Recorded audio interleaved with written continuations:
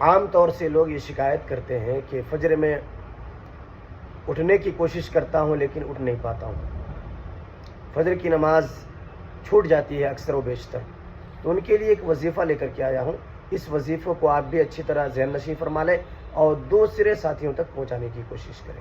وظیفہ یہ ہے کہ رات میں سونے سے قبل سورہ کہف کی آخر کی 5 آیتیں پڑھ کر کے اپنے اوپر دم کر لیں.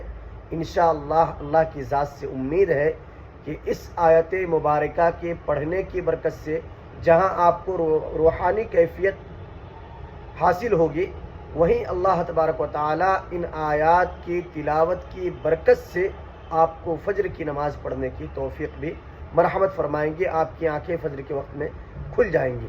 لہذا ان آیتوں کا اہتمام کریں اور اس کو دوسرے ساتھیوں تک پہنچانے کی کوشش کریں.